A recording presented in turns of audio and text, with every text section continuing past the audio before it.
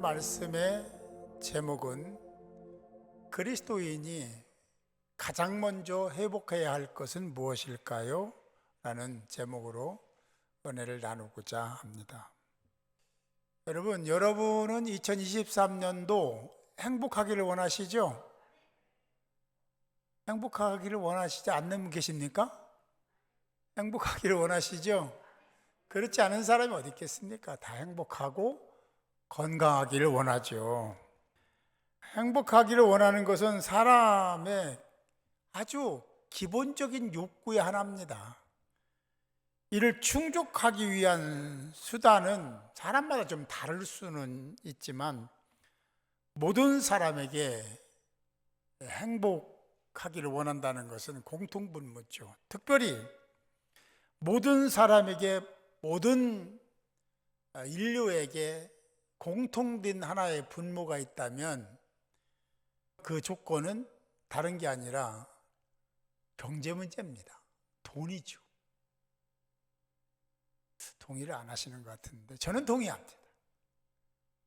왜냐하면 하나님이 그렇게 창조하셨고 하나님이 그렇게 이끄셨고 그렇게 가르쳐 주셨고 그래서 모든 인류가 다 행복의 조건 중에 빠지지 않는 것이 있다면 경제 문제입니다. 돈이죠. 목사인 저도 가끔 필요를 느낄 때 부자이면 좋겠다. 한 사람 나면 하느네요. 그래요. 문제는 그 돈을 어디에 쓰느냐가 문제이긴 하겠지만 그런 마음이 들 때도 있습니다. 여러분은 어떻습니까? 아마도 지난 한 주간 사시면서 여러분들 모두가 다 예외 없이 경제활동을 열심히 했을 겁니다. 아닌데요, 저는 경제활동 안 했는데요 라고 하는 사람이 있을 수 있지만 사실은 다 했습니다. 사업이나 직장 생활을 하는 사람들만 경제활동을 하는 것이 아니라 시장에 가서 좀 저렴한 것을 사려고 발품을 파는 사람도 경제활동을 한 것이고 물건을 아껴 쓰는 것도 재활용하는 것도 분리수거하는 것도 경제활동의 하나입니다. 그렇다면 경제활동을 안 하는 사람은 한 사람도 없는 거예요. 다 이렇게 저렇게 경제활동을 하고 있습니다. 어쩌면 경제활동 자체가 일상의 한 부분이다 해도 틀린 말은 아닐 것입니다. 동서양을 막론하고 이 경제활동은 인생에서 굉장히 중요한 위치를 차지하고 있습니다. 오늘 성경에 보면 이상한 이야기가 나옵니다. 사람들이 몰려들었습니다. 그리고 그곳에 장사하는 사람들이 미리 진을 치고 있습니다. 그런데 그 장소는 성전뜰이었습니다. 왜 그런 현상이 일어났냐면 절기 때마다 믿음을 가지고 하나님을 신앙하는 믿음의 사람들이 삶의 현재 각자 흩어져 살다가 그때가 되면 다 예루살렘으로 몰려드는 겁니다. 왜냐하면 왜 예루살렘으로 몰려드냐면 성전이 있기 때문에 그렇습니다. 성전에서 예배를 드리고 기도를 하기 위해서 멀게는 1년여 걸린 사람도 있고 8개월, 6개월, 3개월, 2개월 걸려서 오는 사람들도 있었습니다. 그러니까 유대인들이 디아스포라라고 해서 흩어져 사는 사람들이 절기 때마다 이렇게 몰려들어서 정말 예루살렘은 인산인해를 이룰 정도로 굉장히 사람들이 많이 몰려드는데 그때 그 사람들이 필요로 하는 것에 대해서 미리 준비한 사람들이 성전뜰에서 그걸 준비해 놓고 판매를 하는 거고 그들은 필요에 따라서 그걸 사는 거죠. 이런 상황이 성전뜰에서 벌어진 겁니다. 그들의 형편을 잘 알고 있는 당시의 리더들, 정치인들, 지도자들도 그것을 묵인하고 있었습니다. 아니, 묵인이라기보다는 너희도 좋고 우리도 좋자.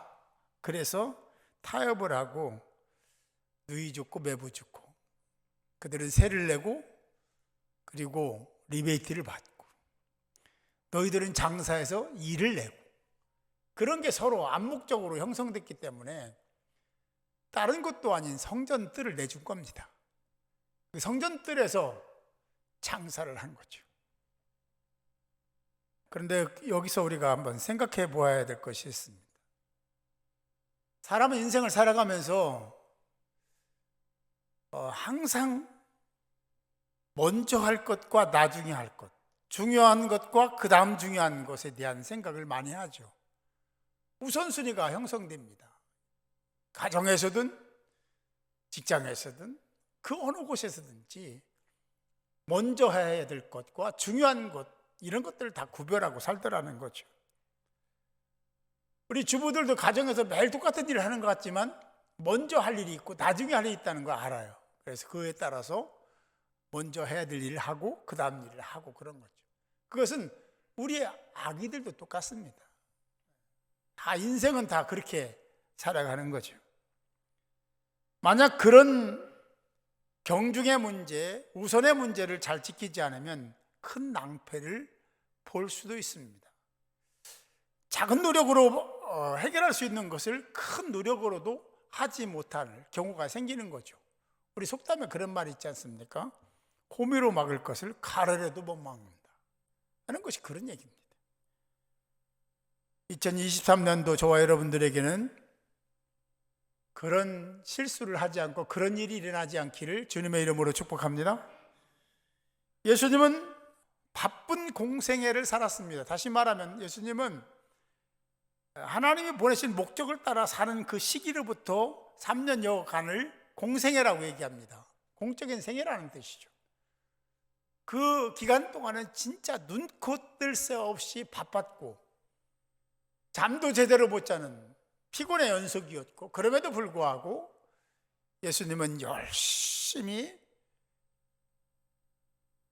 정말 자신을 필요로 하는 사람을 찾아다니면서 그들을 도우셨습니다.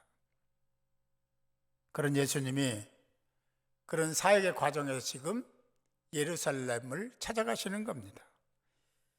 예수님께서 예루살렘을 찾아가시는 이유가 있습니다. 그것은 앞에서도 언급했지만 성전이 있기 때문에 그렇습니다. 예수님도 그곳에 가서 기도를 하고 예배를 드리기 위해서 예루살렘으로 가시는 거죠. 사실 생각해 보세요. 예수님은요, 그냥 우리와 똑같은 인생이 아니라, 그런 인간이 아니라 하나님이신 신성이 있고 인성 있는 분이에요. 다시 말하면 성자 하나님이십니다. 그분이 꼭 예루살렘까지 가서 예배를 드려야 되냐는 얘기죠. 예루살렘까지 가서 예배를 드리고 기도를 해야 되는 거냐 이거죠. 지금 하늘 일도 많고 자기를 요구하고 요청하는 사람도 있고 도울 사람도 많은데 꼭 그래야 되느냐, 거기까지 가서 예루살렘까지 가서 그래야 되느냐 하는 생각할 수 있지 않습니까? 하나님이신데. 열왕기상 9장 3절에 이런 말씀이 있습니다.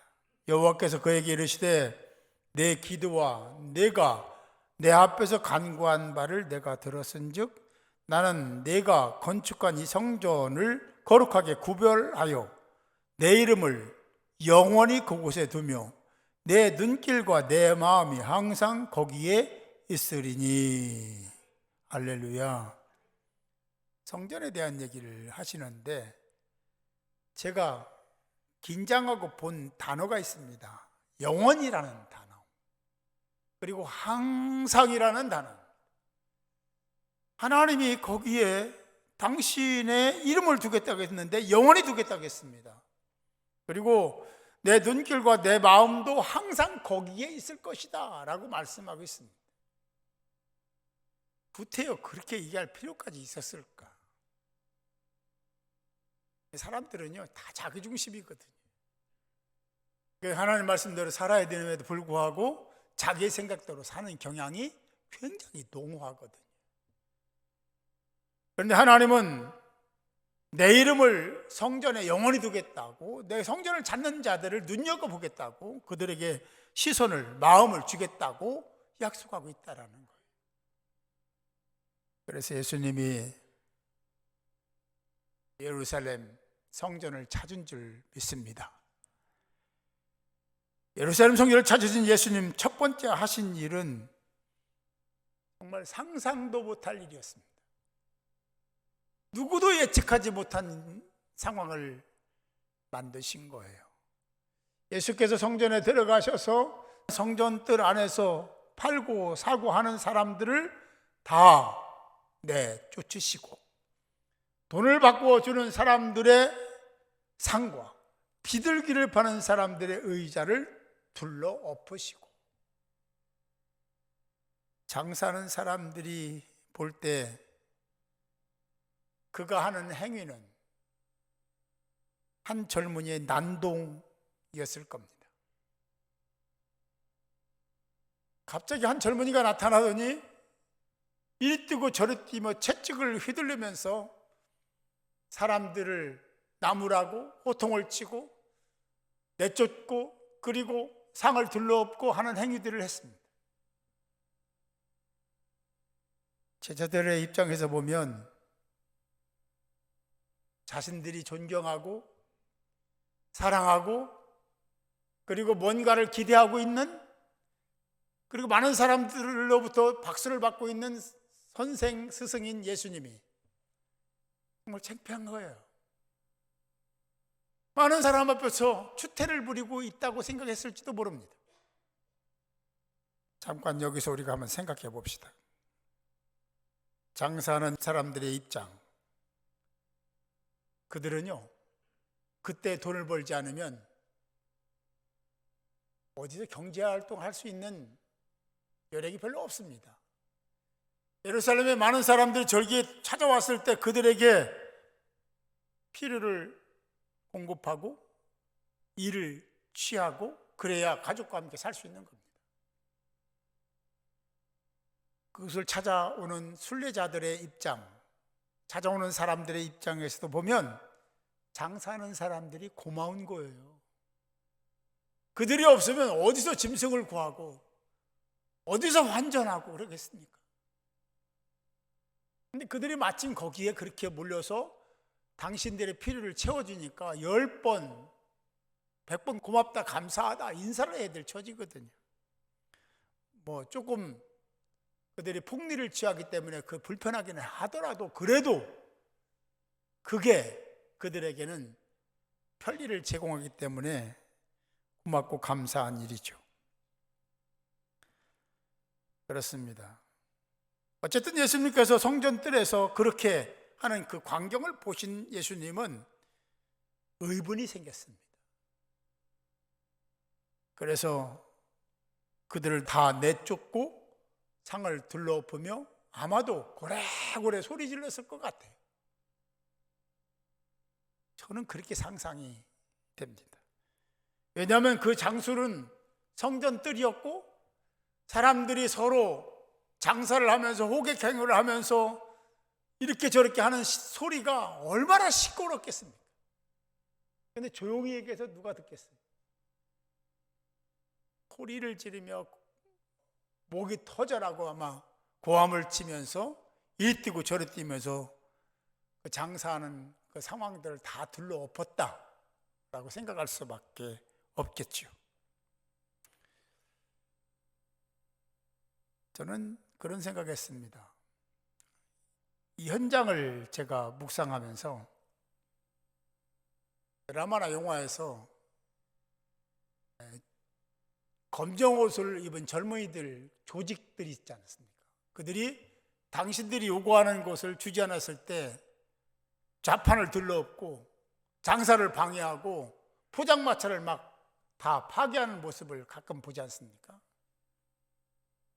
저는 그런 광경을 보면서 저 못된 놈들, 이런 생각을 저만 했겠어요? 다 했죠. 그런데 그들은요, 위에서 시키는 걸 그대로 할 뿐입니다. 그리고 겁주고 돈을 받아내는 거라면, 예수님은 그런 정도가 아니라 의분이 생긴 겁니다. 그래 그들보다도 더 아주 굉장한 분을 가지고 그들을 야단치면서 호통을 쳤을 것이다 하는 생각을 하죠. 아마도 어쩌면 제가 생각한 것보다도 훨씬 더 화를 내셨을 것이라는 생각도 일부분 합니다. 왜냐하면 거룩한 하나님의 전, 성전에서 제사를 드리고 예배를 드려야 될, 성결해야 될, 거룩해야 될 하나님의 사람들이 그곳에서 폭리를 취하고 사람을 속이고 거기서 이를 취하면서 눈 감아주고 이런 잘못된 행위들이 벌어지고 있기 때문에 예수님의 입장에서는 가만히 있을 수가 없었을 것이라는 생각을 하죠. 장사해야 된다는 거 왜 모르시겠습니까? 그들이 어렵다는 것, 그때 경제활동을 하지 않으면 안 된다는 것 예수님이 왜 모르시겠어요? 조금만 생각해보면, 아니 성전들이 아닌 밖에서도 얼마든지 할 수 있는데 왜 성전들까지 들어와서 그 일을 하냐 이거죠. 편리 때문입니다. 그래야 더 장사가 효과적으로 되기 때문에 그런 거죠. 더 화가 나는 것은 거기에 숟가락 하나 더 얹어놓고 리베이트를 받는 지도자들입니다. 그리고 눈 감아주고 부추기고 더 장사 잘 되기를 원했을 겁니다. 예수님이 그 모습을 보면서 의분이 안 생길 수가 없는 거죠. 아마도 거기에는 그런 알게 모르게 서로를 속이면서 형성된 그런 매매 관계가 형성될 것이라는 생각을 합니다. 13절에 이렇게 말씀하십니다. 그들에게 이르시되 기록된 바 내 집은 기도하는 집이라. 기도하는 집이라 일컬음을 받았으리라 하였거늘 너희는 강도의 소굴을 만드는도다. 예배하는 것은 정말 하나님이 기뻐하실 일이고 예배하는 것은 정말 큰 복을 받는 통로인 줄 믿으시기 바랍니다. 이사야 55장에 이렇게 말씀합니다. 오라 너의 모든 목마른 자들아 물로 나오라. 돈 없는 자도 오라. 너희는 와서 사 먹되 돈 없이 값 없이 와서 포도주와 젖을 사라. 하나님이 이사야 선지자를 통해서 당신의 백성들을 초대하는 장면입니다.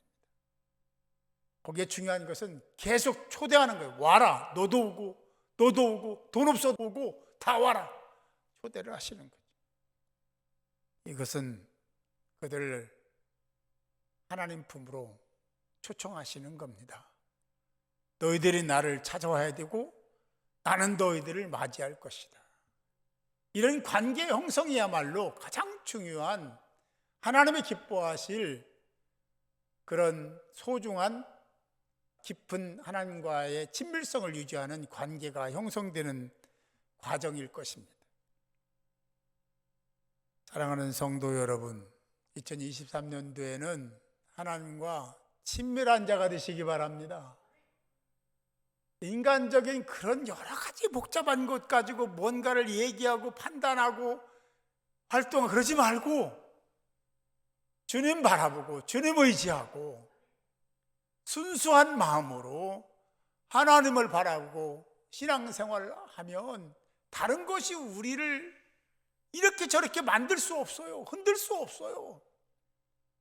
우리는 그 이외에 하나님이 아닌 예수님이 아닌 말씀이 아닌 어떤 것에 흔들리니까 자꾸만 이렇게도 하고 저렇게도 판단하고 선택하는 겁니다. 하나님이 2023년도에 저와 여러분들에게 2023년 한 해를 허락하신 겁니다. 그 한 해를 소중히 여기시고 그 한 해 속에 하나님을 만나는 일에 집중하시고 예배를 소홀히 여기지 말고 여러분들은 이 예배를 소홀히 여기지 않았기 때문에 오늘 이 자리에 나온 줄 믿습니다. 하나님이 다 보고 계신 거예요. 시선을 두고 계신 거예요. 관찰하고 계시는 거예요. 하나님이 여러분들의 삶을 새롭게 만드셔서 예수 안에서 행복자를 만들기 위한 계획을 가지시고 저와 여러분들에게 2023년을 허락하신 줄 믿습니다. 피곤해도 어려움이 있어도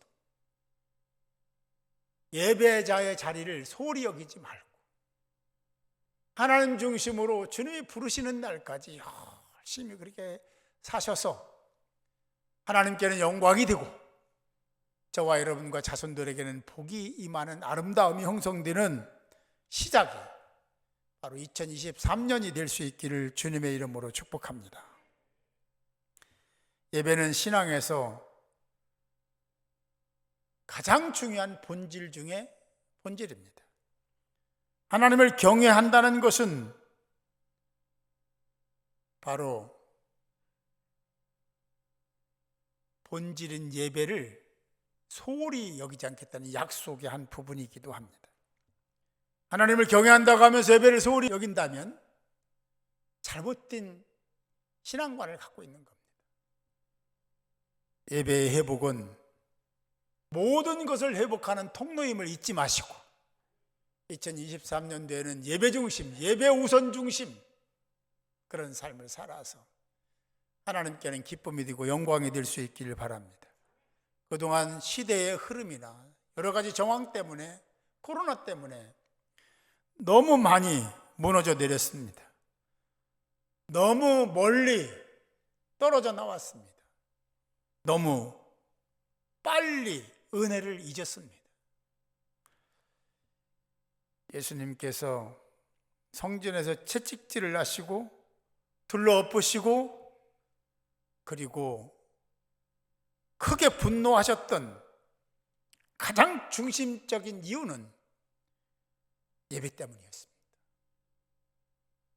하나님께 예배드리는 것을 그저 적당히 드리는 것이 아니라 마음을 다하고 정성을 다해서 예배드릴 때 이 상황을 여기 계신 하나님이 보고 계시는데 그 하나님이 여러분들의 마음을 받으시고 2023년 행복의 길로 인도하시는 은혜가 있게 될 줄로 믿습니다. 우리가 생각해야 될 것은 예배에 대한 부족한 우리의 생각이나 지식을 생각하면서 그동안의 형식적이고 예의적이며 표면적인 것에 집중했던 우리의 모습이 이제는 그런 모습이 아닌 진정성을 가진 하나님의 사람으로 하나님과의 깊은 교제를 위해서 앞장서는 저와 여러분들이 될 수 있기를 바랍니다. 본질로 돌아갑시다. 본질 속에 살아가는 가장 중요한 예배를 회복하고 하나님께 더 가까이 가는 여러분들이 되시기 바랍니다. 한 예를 들어볼까요? 우리가 성찬 예식을 합니다. 성만찬을 하는데 성만찬 온라인으로 할 수 있습니까? 가능해요? 성만찬은 온라인으로 할 수가 없습니다. 이것은 뭘 얘기하냐면 현장성이 중요함을 얘기합니다. 성찬 예식은 현장이 중요합니다. 예배의 중요성은 현장성입니다. 그래서 하나님이 계속 성전에 대한 얘기를 하셨고 거기에 모여서 예배드리기를 원하셨고 초청하셨고 부르신 겁니다. 그래서 여러분이 이 자리에 나오신 거예요. 죄송하지만 온라인 예배를 지금도 드리는 분이 있다면 생각을 바꿔야 될 겁니다. 여러분들은 여기에 오시는 그 자세와 태도와 준비로 이미 충분히 헌신한 겁니다. 헌신 안 하면 이제 나올 수 없습니다. 다른 거 해야 될 일이 있어요. 피곤해요. 어려워요. 할 일 많아요. 그럼에도 불구하고 예수님이 그런 걸 다 뒤로 하고 그리고 우선순위가 예배라는 것을 아시기에 예루살렘 성전을 찾았고 그리고 이렇게 의분했던 겁니다. 우리가 어쩔 수 없는 상황에서는 어떡하겠어요? 외국에 갔다든지 입원해 있다든지 그럴 때는 문화인이라도 예배 드려야 되는 게 맞습니다. 그러나 나올 수 있다면 이제는 더 이상 코로나 뒤에 숨지 말고, 죄송하지만 이게 너무 비겁하잖아요. 하나님이 정말 나에게 은혜를 베푸셔서 영원히 죽을 수밖에 없는 나를 살리셔서 천국백서 삼으신 것을 안다면 이제 우리가 그 은혜를 잊지 말고 예배 회복을 하고 하나님과 깊은 교제를 나누는 하나님의 사람들이 되어야 될 줄 믿습니다. 성찬 예식과 함께 예배는 현장성이 굉장히 중요합니다. 예배 회복을 통해서 하나님의 기쁨이 되고 자랑이 되고 여러분들은 하나님의 놀라운 사랑과 은혜 속에 살아가는 복된 한 해가 될 수 있기를 바랍니다. 예배가 우리 인생의 전부입니다. 예배가 답입니다. 승리하는 여러분들이 되시기를 다시 한번 주님의 이름으로 축복합니다.